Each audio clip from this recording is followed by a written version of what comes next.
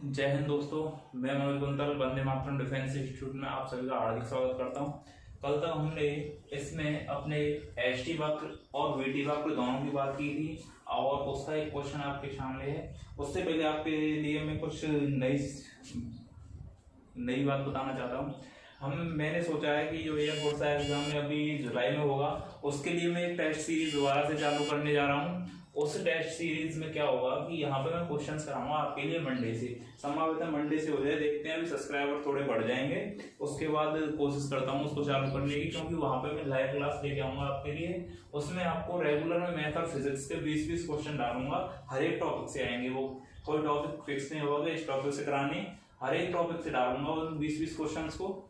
और फिर देखते हैं कि अभी एग्जाम को और टाइम लगता है, तब तक मिनिमम कोर्सेज भी आपका कवर हो जाएगा उसमें। अब इस क्वेश्चन के बारे में बात करते हैं। हम सरल की गति पढ़ रहे हैं। इसमें क्वेश्चन दे रखा है कि यदि s equal to T cube minus 3t² plus 2 हो तो वस्तु की भ्रमावस्था में त्वरण क्या होगा। s दे रखा है हमारे, क्या दे रखा है भैया, s दे रखा है। s दे रखा है T cube minus 3t² plus, ठीक है भैया, और त्वरण होता है a।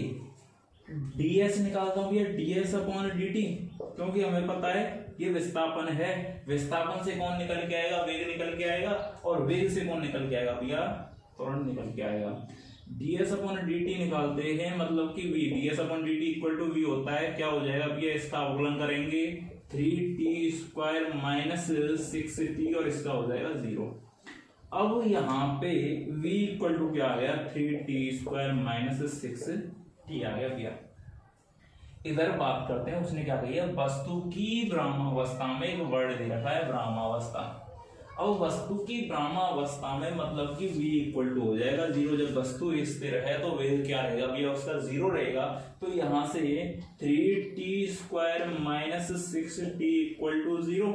तो यहाँ से t कॉमन लेंगे भैया, t कॉमन ले लेंगे, 3t माइनस कितना हो जाएगा 6 इक्वल टू 0। तो यहाँ से t इक्वल टू 0 आ जाएगा और दूसरा आ जाएगा 3t माइनस 6 इक्वल टू 0 और t इक्वल टू आ जाएगा 2 सेकेंड।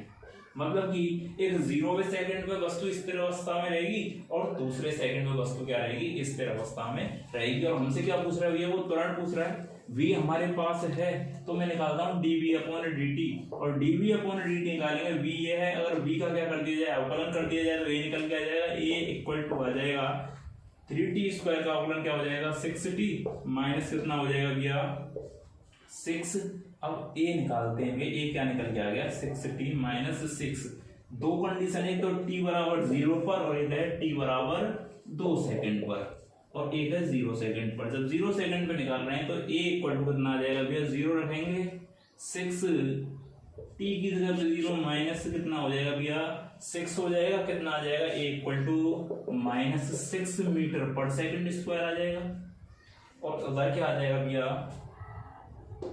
a इक्वल टू इस जगह पे कितना आएगा 6 इंटू 2 माइनस 6 a मतलब क्या जाएगा आपका 6 सेकंड।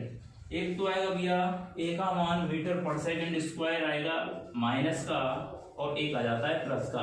इस जगह पे क्या होगा, रिटार्डेशन होगा, और इस जगह पे क्या हो जाएगा भैया आपका धनात्मक त्वरण होगा। ये क्वेश्चन है। आगे बात करते हैं भैया टॉपिक के बारे में अपने।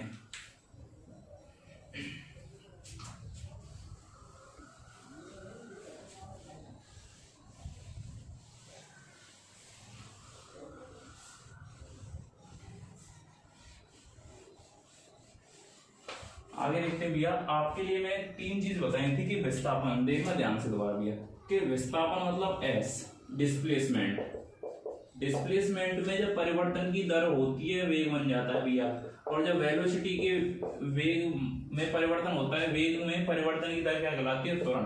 अब एक वर्ड आता है त्वरण में परिवर्तन की दर क्या कहलाती है, त्वरण में परिवर्तन की दर कहलाती है भैया जर्क, ZARC के जर्क का नियम चलता है जो त्वरण में परिवर्तन की दर को दर्शाता है। त्वरण में परिवर्तन की दर को अभी तक एग्जाम में आया नहीं है, वायदा भी आ जाए तो नोट डाल के लिख लेना कि त्वरण में परिवर्तन की दर जर्क कहलाती है, जर्क कहलाती है।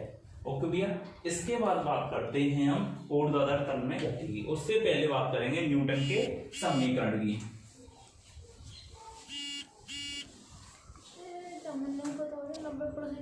उसके बाद बात करते हैं भैया न्यूटन के समीकरण की। न्यूटन के समीकरण, न्यूटन ने 3 समीकरण दिए हैं भैया और तीनों समीकरण दे रखे हैं एक समान त्वरण के लिए दे रखे हैं। तीनों समीकरण किसके लिए दे रखे हैं? एक समान त्वरण के लिए। पहला जो समीकरण दे रखा है न्यूटन ने वो दिया है v बराबर u प्लस एटी। दूसरा समीकरण दे रखा है s बराबर ut plus half eighty square. और तीसरा जो समीकरण दे रखा है वो दे रखा है v square equal to u square plus 2as।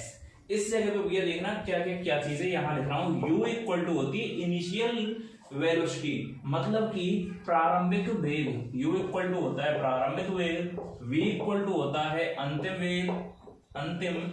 वेग मतलब कि फाइनल वेलोसिटी, a मतलब होता है एक्सीलरेशन त्वरण, t मतलब होता है भैया इस जगह पे टाइम, और s मतलब होता है दूरी या विस्थापन।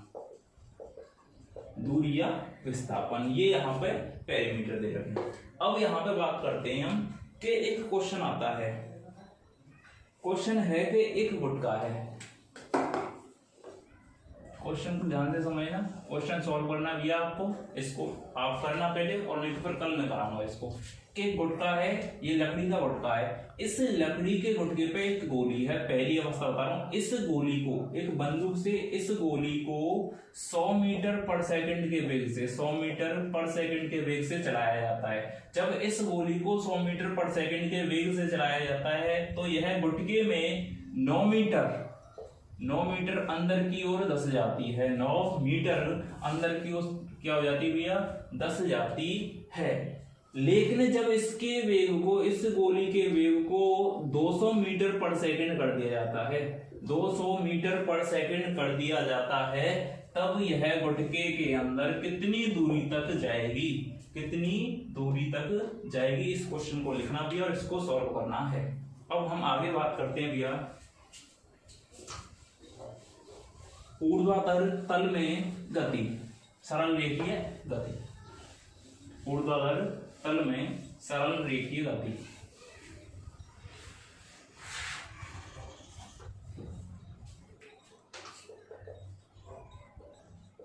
ऊर्ध्वाधर तल में सरल रेखीय गति। बात समझ में, ऊर्ध्वाधर तल में सरल रेखीय गति या उदग्र तल में सरल रेखीय गति। कैसे भैया? कि कोई पत्थर है, या तो पत्थर को ऊपर से नीचे की ओर छोड़ा जाए या किसी भी पत्थर या पिंड को नीचे से ऊपर की ओर फेंका जाए, वो कंडीशन चलेंगी। इसमें भी एक सरल रेखा में गति करता है, नीचे से ऊपर की ओर फेंका जाता है या ऊपर से नीचे की ओर छोड़ा जाता है, तो कौन सी होती है? उदग्र तल। मतलब ऊर्ध्वाधर तल में क्या होती है? सरल रेखीय गति होती है। अब यहाँ पे सबसे पहले बात करते हैं भैया ऊपर से नीचे की ओर। जब किसी पिंड को, पहली कंडीशन है, जब किसी पिंड को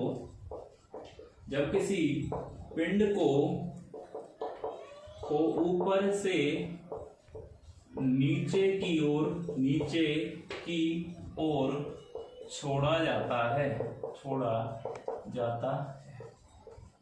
बात समझनी भी है, क्या कह रहा है कि जब किसी पिंड को ऊपर से नीचे की ओर छोड़ा जाता है।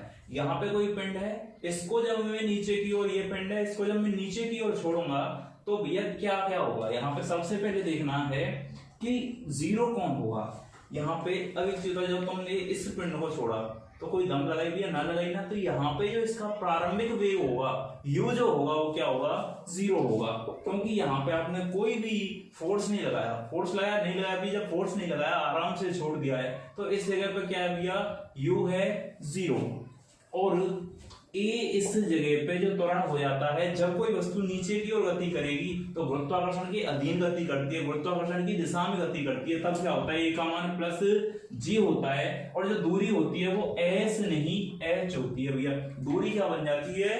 दूरी समतल में होगी भैया, क्षैतिज में, लेकिन ऊर्ध्वाधर में वही क्या बन जाती है भैया? उसकी हाइट बन जाती है। अब यहाँ पे समीकरण बात करते हैं, जो न्यूटन का पहला समीकरण बन गया है वो उसकी बात करते हैं। न्यूटन का पहला समीकरण होता है v बराबर u plus A T.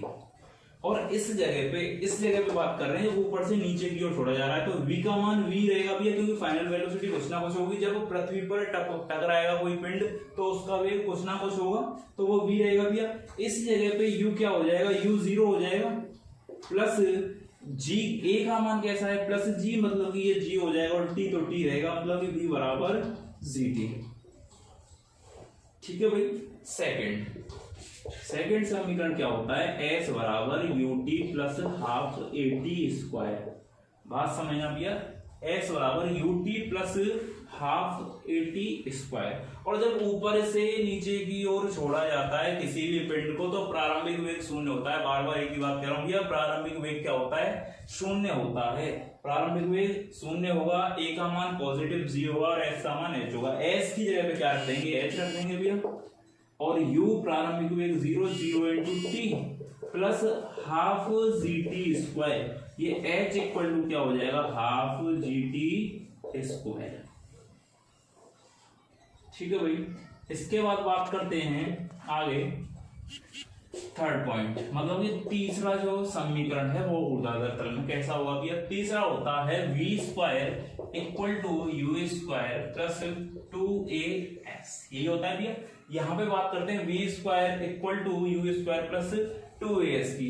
v रहेगा, v स्क्वायर क्यों रहेगा, u स्क्वायर 0 का स्क्वायर हो जाएगा प्लस 2gh, मतलब कि v स्क्वायर इक्वल टू क्या हो जाता है 2gh।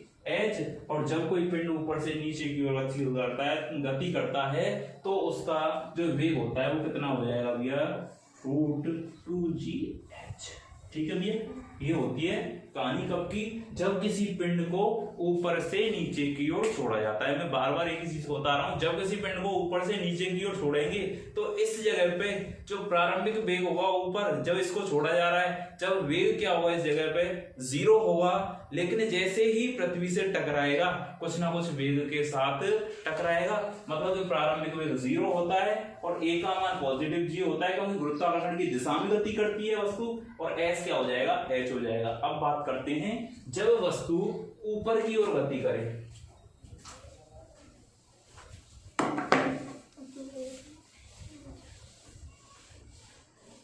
सेकंड कंडीशन है इसमें कि जब वस्तु को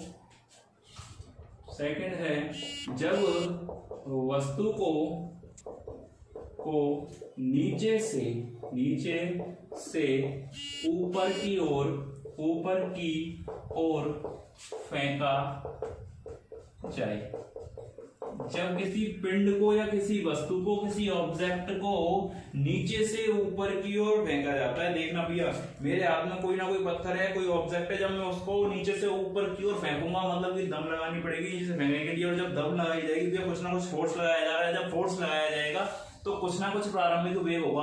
अगर प्रारंभिक वेग ही नहीं होगा तो वस्तु ऊपर की ओर जाएगी नहीं, मतलब कि इसका प्रारंभिक वेग 0 तो नहीं हो सकता है। लेकिन जब वस्तु हाईएस्ट पॉइंट पे पहुंचेगी उस जगह पे वो वापस आएगी, और वापस कब आएगी, जब उसका वेग वहां पे 0 हो जाएगा। मतलब कि जब वस्तु को नीचे से ऊपर की ओर फेंका जाएगा तो अंतिम वेग मतलब कि v क्या होता है, 0 होता है। एक ही बात करते हैं भैया, त्वरण जब नीचे से ऊपर की ओर फेंका जाएगा तो गुरुत्वाकर्षण की विपरीत दिशा में कार्य कर रही है वस्तु, ऊपर की ओर जा रही है, और जब गुरुत्वाकर्षण की विपरीत दिशा में जाती है तो a का मान क्या हो जाएगा, -kg, और s इक्वल टू रहेगा h। समीकरण पहला देखते हैं। न्यूटन का पहला समीकरण क्या होता है, v बराबर u plus A T. v बराबर u प्लस ए टी। जब v क्या होगा भैया, 0 होगा, v 0, u का मान u रहेगा, कुछ ना कुछ रहेगा, a का मान क्या होता है -gt हो जाएगा, तो u बराबर क्या हो जाएगा, gt। सेकंड देखते हैं भैया। सेकंड की कहानी क्या होगी, s बराबर ut plus half A T square होती है, s का मान h हो जाएगा, u रहेगा भैया ut minus half G T square हो जाएगा। थर्ड देखते हैं भैया। थर्ड होता है v स्क्वायर बराबर U square plus 2as। V square बराबर यू स्क्वायर प्लस 2as कौन 0, v0 भैया, v ये 0 हो जाएगा you square minus 2g h, मतलब कि यू स्क्वायर इक्वल टू हो जाएगा 2g h। ठीक है भाई, मतलब कि यहाँ पे एक चीज बता देता हूँ आपको, ये हुआ यू स्क्वायर डायरेक्ट प्रोपोर्शनल हो जाएगा h के, क्योंकि g भी कांस्टेंट होता है और 2 भी कांस्टेंट होता है, क्योंकि g की वैल्यू कितनी होती है 9.8 मीटर पर सेकंड स्क्वायर होती है।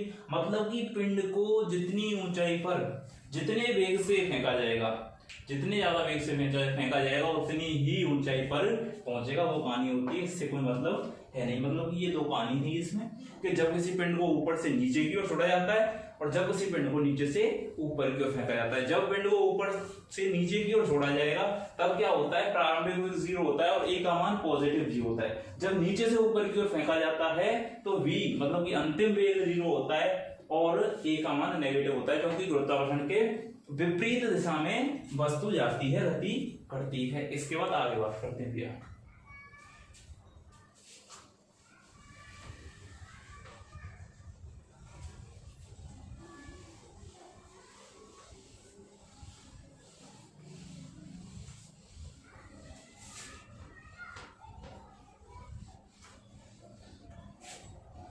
इसके बाद भैया तो नोट है, नोट क्या हो यहाँ पे लिखा देता हूं, nवे सेकंड में तय दूरी, ये भैया पहले मैं बात कर रहा हूँ 36 में। nवे सेकंड में तय दूरी जो होती है वो होती है sn, मतलब कि n मतलब होता है पहला सेकंड, दूसरे सेकंड, तीसरे सेकंड में तय दूरी। s बराबर u plus a by 2n minus 1। u क्या हो जाएगा भैया, वेग हो जाएगा प्रारंभिक वेग, a क्या हो जाएगा एक्सीलरेशन जिस त्वरण से गतिशील है, और n क्या हो जाएगा इस जगह पे पहले सेकंड में, दूसरे सेकंड में, तीसरे सेकंड में, ये क्या होती है भैया sn, nवे सेकंड में तय दूरी। अब मैं बात करता हूँ ऊर्ध्वाधर तल में। जब ऊर्ध्वाधर तल में बात करते हैं भैया ध्यान से देखनी कि जब वस्तु ऊर्ध्वाधर nवे सेकंड में तय दूरी बात कर रहे हैं भैया ऊर्ध्वाधर तल में। ऊर्ध्वाधर तल में दो कंडीशन होती है, मैंने आपके लिए पहले ही बताई है। पहली कंडीशन है जब पिंड नीचे से ऊपर की ओर, नीचे से ऊपर की ओर गतिशील हो। जब पिंड नीचे से ऊपर की ओर गतिशील होगा तब की कहानी क्या होती है भैया, जब नीचे से ऊपर की ओर होगा v0 होता है, v की कोई मेरे पास जरूरत नहीं है, और a क्या हो जाता है माइनस g हो जाता है, और s का क्या हो जाएगा h हो जाएगा भैया। तो ये sn की जगह क्या आ जाएगा hn, और u ही रहेगा भैया। माइनस क्या हो जाता है भैया, क्योंकि माइनस क्यों आ रहा है भैया, माइनस g है, a की जगह पे माइनस g रखेंगे, माइनस बाहर आ जाएगा g अपॉन 2, और ये हो जाएगा 2n माइनस 1। nवे सेकंड में तय दूरी कब, जब भैया नीचे से ऊपर की ओर फेंका जाता है। सेकंड है भैया इधर कंडीशन है जब पिंड क्या है भैया ऊपर से नीचे की ओर गतिशील हो। जब पिंड ऊपर से नीचे की ओर गतिशील होगा, कौन सी होगा भैया ऊपर मतलब कि दम नहीं लगानी पड़ेगी, और दम नहीं लगानी पड़ेगी मतलब u0 प्रारंभिक वेग 0, a क्या होगा पॉजिटिव g होगा। क्यों भैया, गुरुत्वाकर्षण के अधीन गति करेगा, गुरुत्वाकर्षण की दिशा में गति करेगा, a कैसा रहेगा पॉजिटिव g, और s बराबर क्या रहेगा h रहेगा। तो यहाँ क्या करना है भैया, वैल्यू पुट करेंगे, h n इक्वल टू क्या हो जाएगा u0, और ये हो जाएगा u0 plus g by 2n minus 1, तो hn बराबर क्या आ जाएगा g बाई 2n माइनस 1।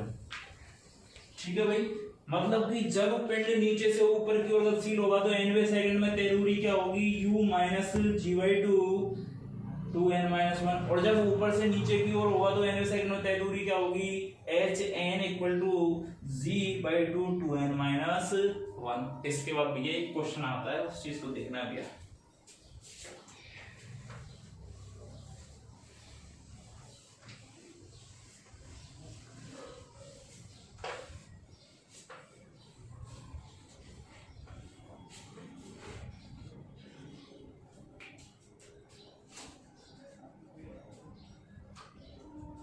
इसके बाद यह क्वेश्चन है कि जब पिंड ऊपर से नीचे की ओर गतिशील हो तो पहले कोमा दूसरे तथा तीसरे सेकंड में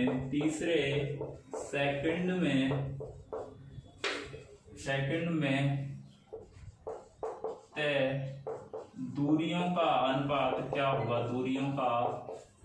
क्या होगा।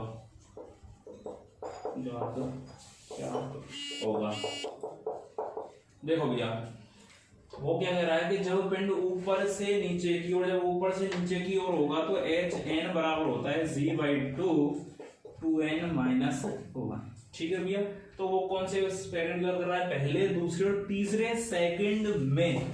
दो कहानी आती हैं, तीसरे सेकंड में और एक आती है सेकंड के पश्चात। यहां लिख रहा हूं भैया उसी क्वेश्चन को, सेम क्वेश्चन है कि जब पिंड ऊपर से नीचे की ओर गतिशील हो तो पहले, दूसरे तथा तीसरे सेकंड के पश्चात। इस जगह पे बस क्या हो जाएगा, के पश्चात की कहानी बढ़ जाएगी। के पश्चात तय दूरियों का अनुपात क्या होगा। उस कंडीशन में क्या करना है कि h बराबर, आपने पढ़ा होगा, h बराबर जब ऊपर से नीचे की ओर गतिशील करते हैं तो s बराबर क्या होता है भैया, हाफ gt² होता है, हाफ gt² होता है। और वो कह रहा है पहले, दूसरे तथा तीसरे सेकंड के पश्चात।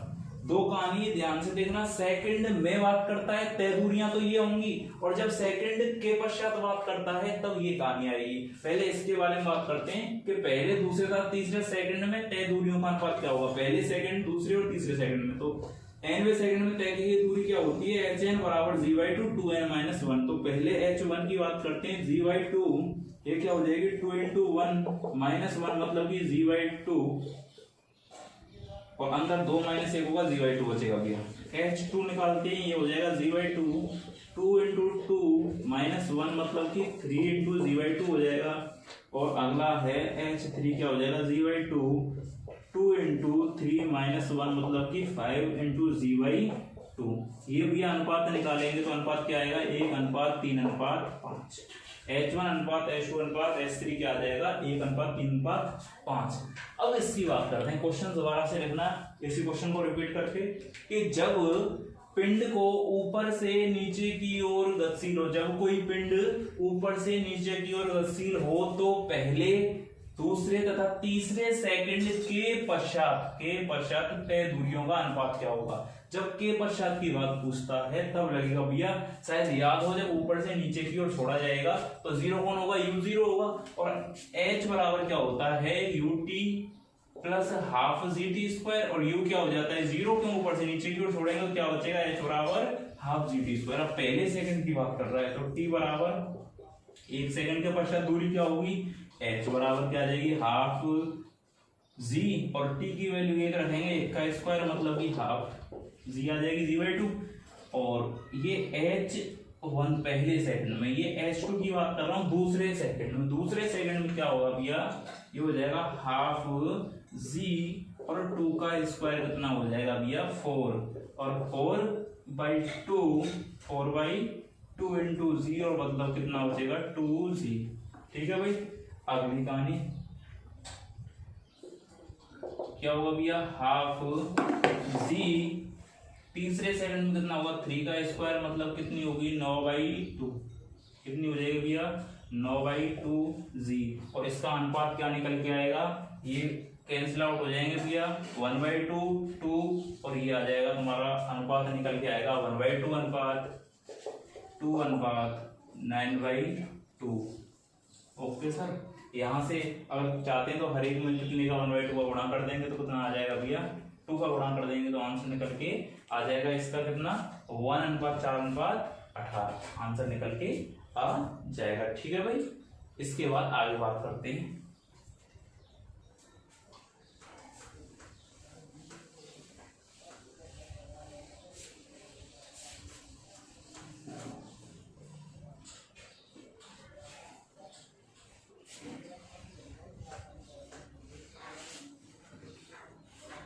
इसके बाद ये एक वर्ड आता है, नोट लिखो, इसके बाद एक नोट है कि जब कोई पिंड एक समान त्वरण के साथ गतिशील है, किसी पथ पर, लिख रहा हूं ये यहाँ पे, किसी पथ पर कोई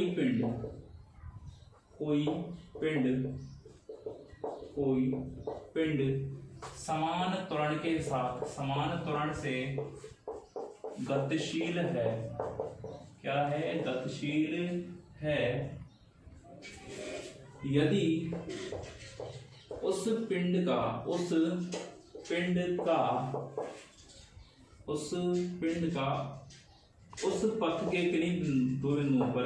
पथ के किन्हीं दो बिंदुओं पर, वेग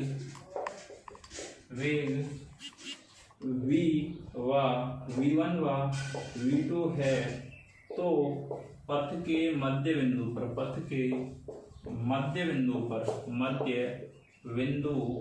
पर वेग होगा। बात कर रहे भैया, जैसे ये कोई पथ है, इस पथ पर कोई ऑब्जेक्ट मूव कर रहा है भैया, एक ऑब्जेक्ट चल रहा है, तो यहाँ पे वो कह रहा है कि इस पथ के दो बिंदुओं पर, एक इस बिंदु पर एक इस बिंदु पर, वेग इस पे v1 है, इस पे v2 है, तो इसके मध्य बिंदु मिड पॉइंट पे वेग क्या होगा, इस बारे में बात करता है। तो इस पर जो वेग होगा vm इक्वल टू होता है अंडर रूट में v1 square plus v2 square upon 2, क्या होता है, मध्य बिंदु पर वेग अंडर रूट में v1 square plus v2 square upon 2। इसके बाद भैया आगे बात करते हैं।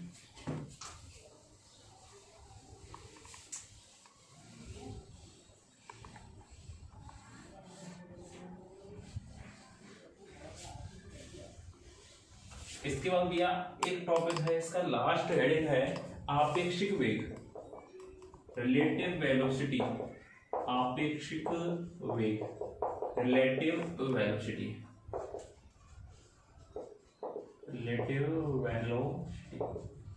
ठीक है भैया।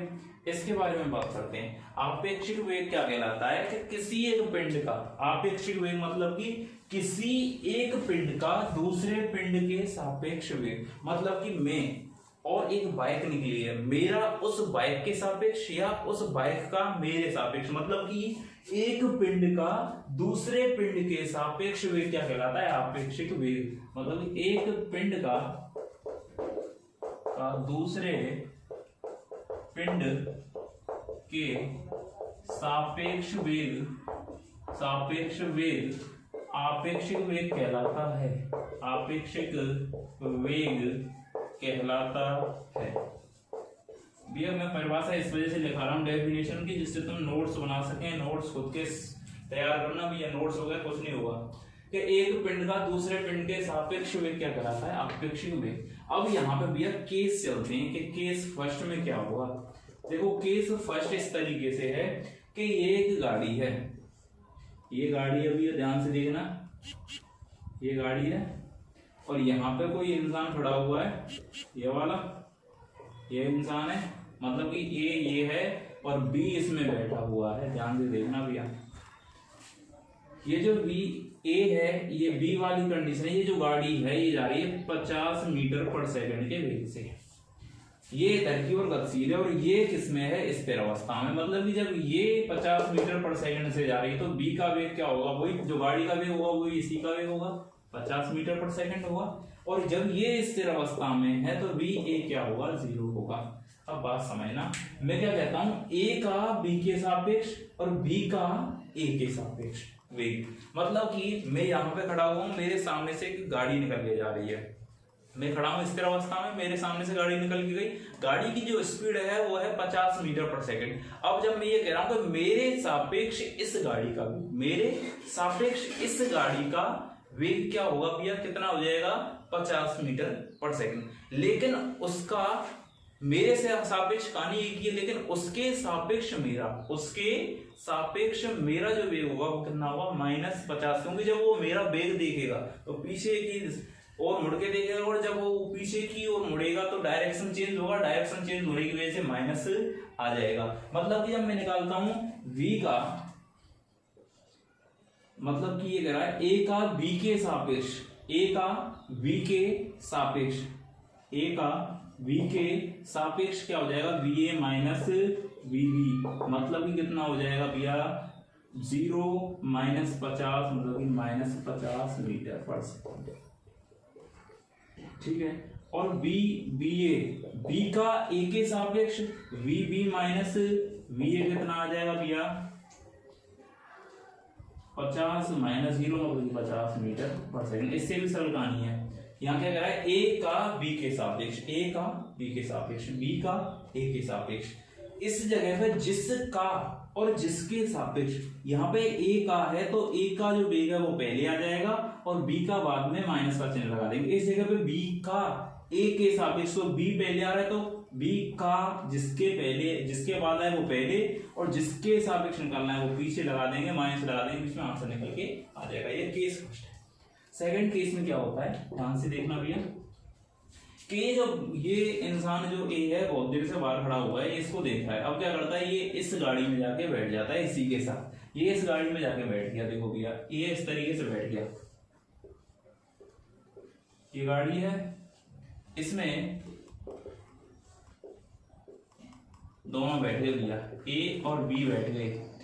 ये ए है, ये 50 मीटर पर सेकंड से गाड़ी चल रही है, ये ए है और ये बी है, ये दोनों बैठ गए भी है, तो ये दोनों भी जा रहे हैं। जब गाड़ी का वेग 50 मीटर पर सेकंड है तो इन दोनों का वेग क्या होगा, 50 मीटर पर सेकंड होगा या नहीं होगा। वी ए बी कितना होगा 50 मीटर पर सेकंड और वी बी भी कितना होगा 50 मीटर पर सेकंड। मतलब कि अब मैं ये कहता हूं ए का बी के सापेक्ष, जो मेरे सामने से गुजरा था वो मेरे साइड में आके बैठ गया, मतलब मैं उसके साइड में जाके बैठ गया।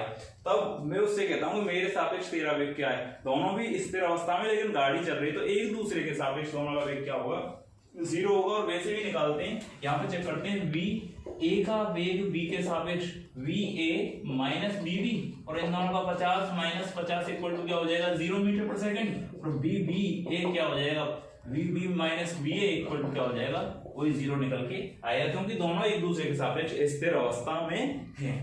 अब इसके बाद थर्ड पॉइंट आता है, थर्ड केस आता है इसका।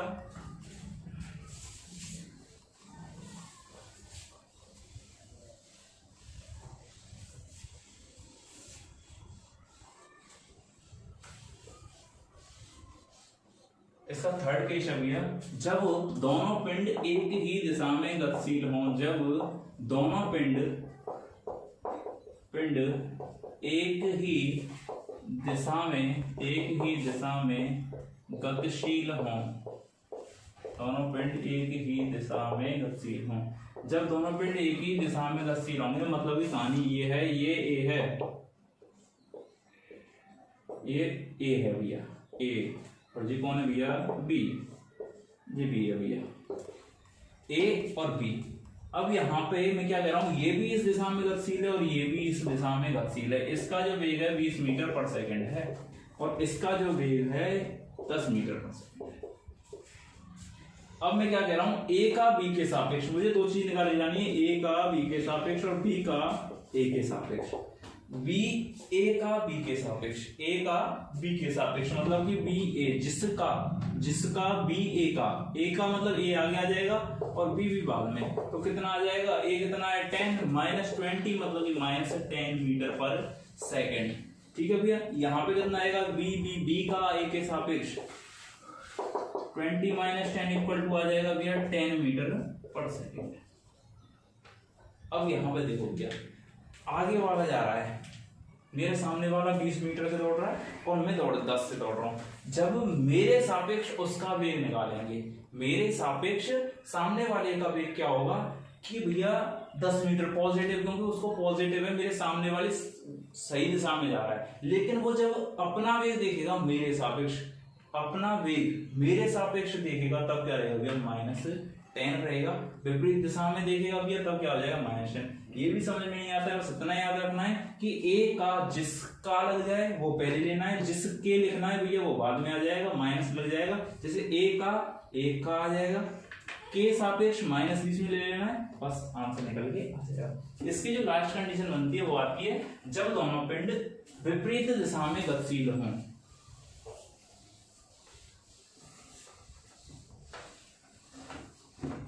जब दोनों पिंड विपरीत दिशा में गतिशील हों, जब दोनों पिंड विपरीत दिशा में